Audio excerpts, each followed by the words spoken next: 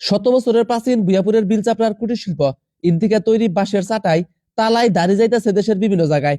এই কুটির শিল্পের প্রধান উপকরণ মূলত বাঁশ। মানুষ মরার পরে দৌড়াদৌড়ি বাইচে জায়গা যত দ্রুত সম্ভব কবর দেওয়া যায়।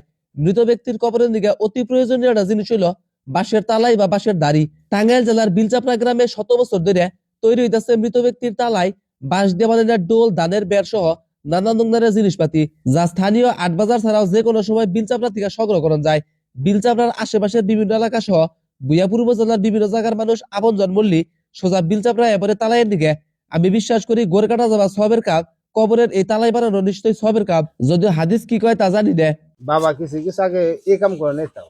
আচ্ছা উনি বানাইতো ঠোনা এবং টোপা। আচ্ছা আচ্ছা, গরুর ঠোনা। হ্যাঁ, এগুলা বানাইতো। আচ্ছা, ইনা আদি আড়াই যে ওসা বানাইতো, ইনা বানাইতো। বাবা মরে যাওয়ার পরে আমি শিখছি। এখন কতগুলা কারিগর আছে এলাকায়? কারিগর বর্তমান আছে এখন 100-র ঊর্ধ্বে আছে।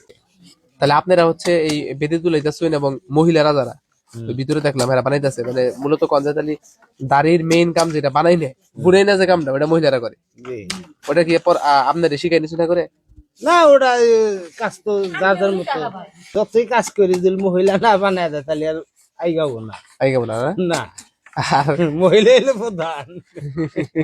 এটা কি চাষির ডরে কইতেছে? না, চাষির ডরে গিয়া যে মানে পরে ভিডিওর পরে আবার ভিডিও দেখে যদি পরে আবার আমাদের ধরে না।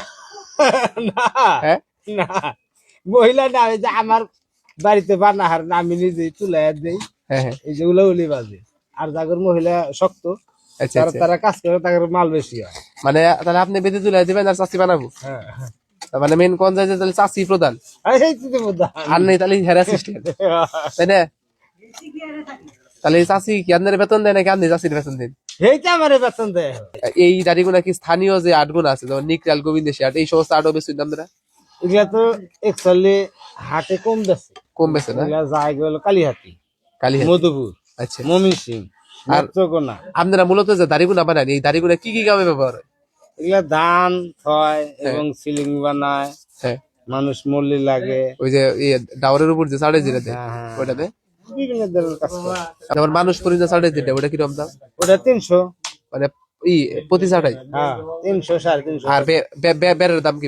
বের 1000 আছে, 1500 আছে, 500 আছে। তাতে কি মানে কোন যায় যে আপনাদের কাছ থেকে কিনে নিয়ে হেরা যারা বেচে হেরা কি আরো মেলা বেশি দামে বেচে?